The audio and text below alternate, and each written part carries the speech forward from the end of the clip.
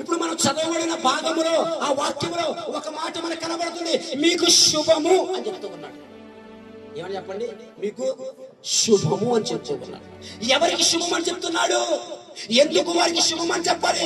యేసుక్రీస్తు ప్రభువుని అప్పగించబడిన తర్వాత ఆయనతో పాటు ఉన్న శిష్యులు, ఆయన వెంబడించిన వారు, ఆయన మాటలు వింటున్నవారు, ఆయనకి పరిచయం చేస్తున్నవారు అందరూ చెదిరిపోయారు. ఏమేమో చెప్పండి? చెదిరిపోయారు. ఒక పిడుగు లాంటి వార్త వారి మధ్యలోనికి వచ్చింది. వారికి ధైర్యం చెప్పేవాడు, వారిని నడిపించేవాడు, వారి ఆలన పాలన చూసేవాడు. ఇప్పుడు వీరు ఏమైపోయారంటే గలిబిలైపోయారు, చెదిరిపోయారు. ఏమో చెప్పండి? చెదిరిపోయారు. ఈ చెదిరిపోయి తలదాసుకుని జీవిస్తూ ఉన్నారు. ఎవరు బయటికి రావట్లా. ఎవరు ఎప్పుడు యేసుక్రీస్తు ప్రభువు సిలువకు అప్పగించబడ్డాడో అందరూ చెదిరిపోయారు. అప్పుడు వరకు ఆయన వెంబడించారు.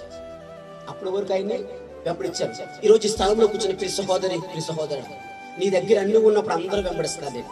నువ్వు ఒక్కసారి కింద పడిపోయావంటే నీ దగ్గరికి ఎవ్వరూ కూడా రారు. హల్లెలూయా.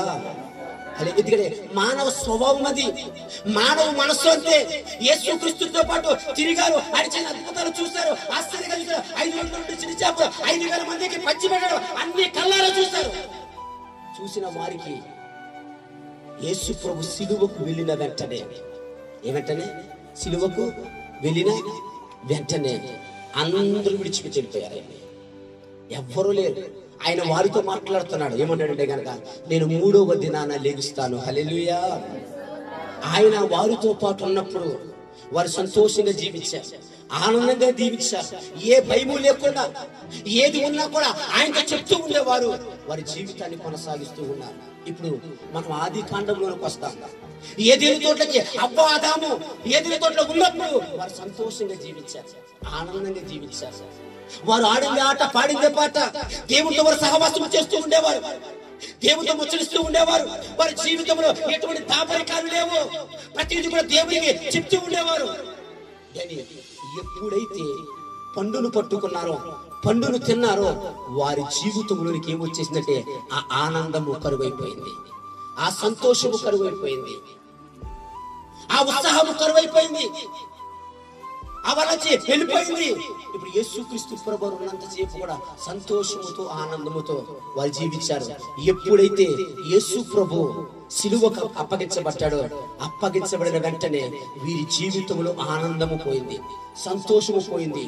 చెట్టుకొక్కలు పుట్టకొక్కలు వెళ్ళిపోయారు. వెళ్ళిపోయిన వారితో ఆయన చెప్తున్న మాట ఏంటంటే, మీకు శుభము కలుగునుగాక. నమ్మిన వారు చప్పట్లు యేసు నామాన్ని మహిమపడతాం. ఎందుకు వారికి శుభము కలుగునుగాక? యేసుక్రీస్తు ప్రభువు 2 రోజులు లేనప్పుడు వారి జీవితంలో కలవరం వచ్చింది, వ్యాధి వచ్చింది, బాధ వచ్చింది, కష్టం వచ్చింది. శుక్రవారం అంతా కూడా నిరాశతోనే ఉండిపోయారు. ఇప్పుడు శుక్రవారం వెళ్ళిపోయింది, ఇప్పుడు ఆదివారం వచ్చింది. ఇప్పుడు వీరి జీవితంలోకి శుభవచనాలు, శుభము కలిగించేవి.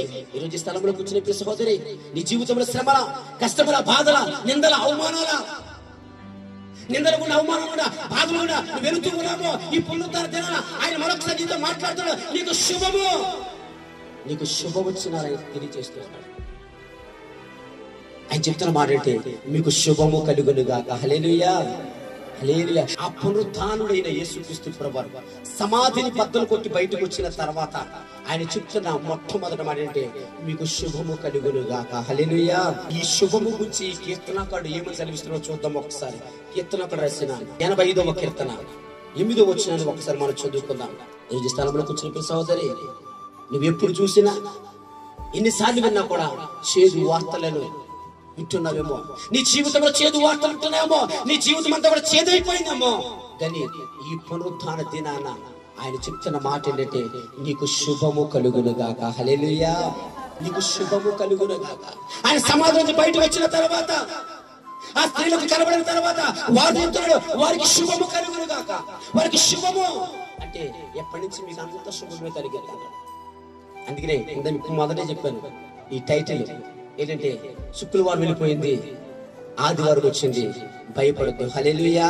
ఆయన పునరుద్ధాన శక్తితో మనల్ని నింపడానికి, పునరుద్ధాన బలముతో ఆయన నింపడానికి ఈ స్థలంలో కూర్చుని దేవుని అనుసరిస్తూ, దేవునికి ప్రార్థన చేస్తూ, వాక్యం నీవు చాలా సందర్భాలు నీ జీవిత శుభవచనాలు లేవని కీడును గురించి తలుస్తూ, నా జీవితం ఇంతే, నా బ్రతికింతే, నా నిందలింతే, నా అవమానాలు ఇంతే, నా కుటుంబం ఇంతే, నా భర్త జీవితం ఇంతే, నా భార్య జీవితం ఇంతే, నా బిడ్డ జీవితం ఇంతే అని ఆలోచన కలిగి ఈ స్థలంలో కూర్చున్నావేమో. ఆయన నీతో మాట్లాడేది ఆ ఆలోచనల్ని పక్కన పెట్టే ఈ సెకండ్ నుంచి నీకు అన్ని శుభాలే జరుగుతాయి. నమ్మిన వర్షాలు కూడా యేసునామమున అంటారు. ఎందుకంటే పునరుత్థానుడైన యేసుక్రీస్తు ప్రభువారు వారితో చెప్తున్న మాట ఏంటంటే మీకు శుభము కలుగునుగాక. హల్లెలూయా.